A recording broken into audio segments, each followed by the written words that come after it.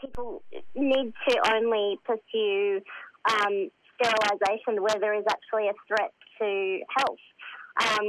Sometimes there are medical reasons why people, non-disabled women as well as disabled women, need to have hysterectomies, to protect their health.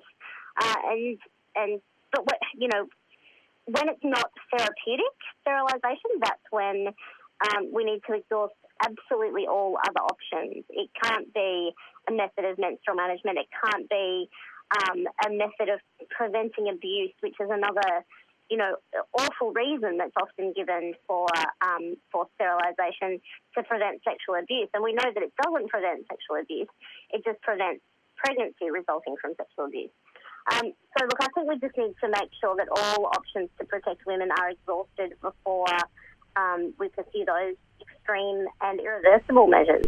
The report handed down from the Senate included a range of submissions by different health facilities, one being Women's Health West, which illustrated that evidence shows that girls and women with the disability are able to manage their menstruation successfully in similar ways to girls and women without a disability if well supported. Stella said that invasive surgery should not be used to suppress menstruation when a range of alternative therapies exist. Menstrual suppression can be done through various means. I'm not a doctor, but there was a submission into the inquiry from a group of gynecologists at the Royal Children's Hospital, and they said that there are many methods of menstrual suppression that can be used if menstrual management is an issue, and in many cases it's actually not as big an issue as people assume it might be.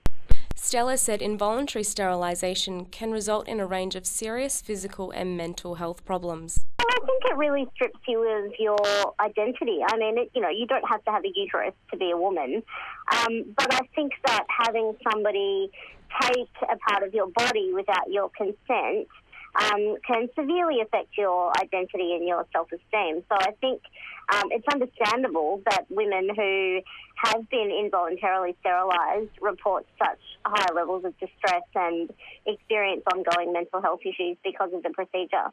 The Royal Children's Hospital's Department of Paediatric and Adolescent Gynecology also made submissions to the Senate report, one being that GPs and specialists are not necessarily well informed of the alternative therapies that are used to suppress the menstruation of disabled women, with a number of paediatricians recommending the hysterectomy of disabled children. Look, I think that it is still suggested by doctors as kind of a first port of call for parents who are concerned about their children. And that's what one of these submissions was saying, was that doctors are not well educated about different forms of menstrual management or contraception, and so it is often suggested as kind of a routine thing. This is what we do, and it's actually not based on anything but misinformation. Stella said that the idea of sterilisation as a routine treatment of dealing with the menstruation of young women with disabilities is misinformed, and more needs to be done to dissolve this idea amongst paediatricians and GPs. I think that, talking to people who actually know what they're doing is really vital. And the problem with the gynecology service at places like the Royal Children's Hospital is that it's a very small department. They're not well funded because, other issues are kind of seen as bigger things. And these procedures are most often being done in children and adolescent girls.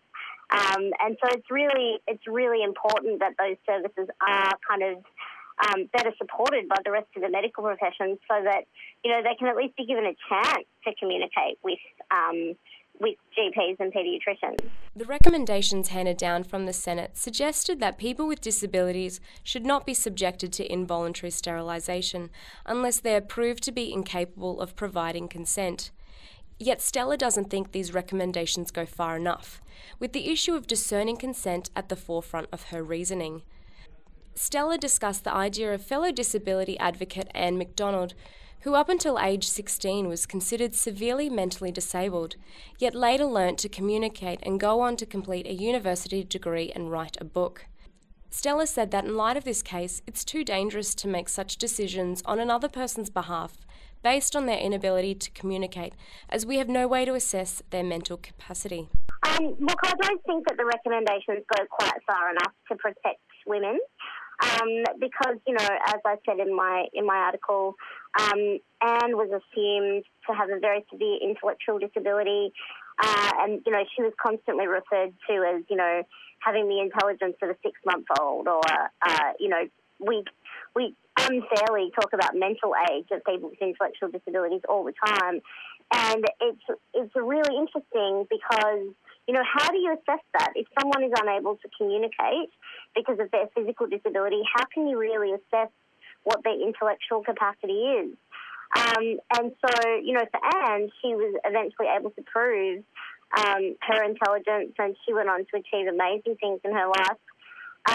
But, you know, I think it's too big a decision to make on someone else's behalf when we don't ever really know what people's capacity to consent is. You know, Anne was very lucky that she found someone who could teach her to communicate, but not all people are that lucky. And yeah, I think it's a really dangerous area. Stella said that the issue needs to take a new focus and calls for greater education throughout Australian communities about disability, sexuality and consent. Look, I think that there's a huge reluctance of people in society to acknowledge the sexuality of people with disabilities. I think that is a large part of why this happens so often to women, is that our sexuality is disregarded. And I think that we need to better educate women on issues of, you know, sex education and consent, so that we empower women to be able to talk about what they want to happen with their bodies and what they don't. So I think education needs to be the focus for parents, for doctors and for people with disabilities.